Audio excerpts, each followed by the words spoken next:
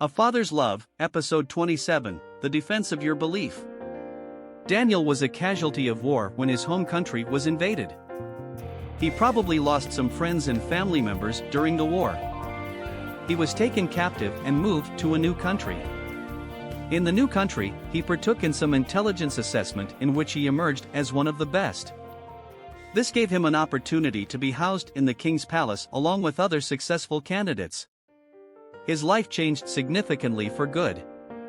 He had access to the best resources, from the best educators to clothing to food and many other enviable amenities. Daniel was presented with food one day that was prepared contrary to his beliefs. Food? I interrupted Dad without thinking about it. Yes, the food you eat. Dad pointed to his mouth. Why will anyone care how a burger or jollof rice or any food for that matter is prepared? Can you eat a rat or a snake or a bullfrog? I rushed to the bathroom, dropped a small amount of mouthwash in my mouth, rinsed my mouth and spit out the mouthwash. I walked back to the room. Asking me about the possibility of eating those things is just disgusting thinking about it. I wiped my mouth with the shoulder part of my shirt. Newsflash, some cultures eat those things while some cultures find eating cows or chicken disgusting. That's crazy, I said with a surprised expression. It's not. When you go outside your culture, you'll see that there are varieties out there.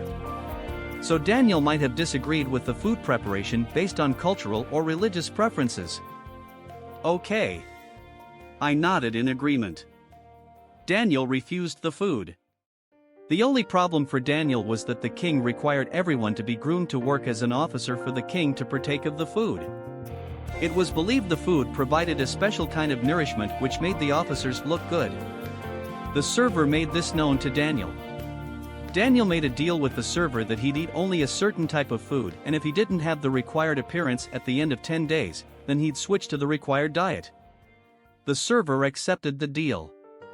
After 10 days, Daniel looked much better than everyone else, so he continued eating his preferred diet.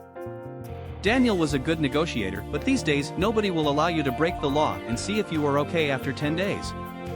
I cut in sharply. You're correct, Dad said, to which I nodded in a boastful posture. But you can negotiate or get someone to negotiate for you in a court of law. I don't see a resemblance, I said in a protest manner.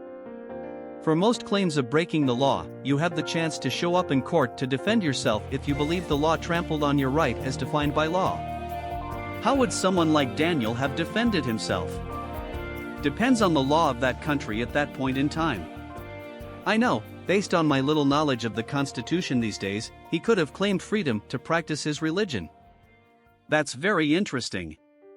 One thing you have to know is that there's always a way to take a stand for your beliefs in any circumstance. Dad pointed at me. But Dad, he nodded to signal he was listening to me. How about those living under dictatorship rule and who have no law system to defend their rights? Dad's face turned pale very slowly. It was like his knee began to give way as his knee shook profusely. He looked down. I didn't know how to respond. I slowly moved closer to Dad and tried to make eye contact but couldn't. Did I say something wrong?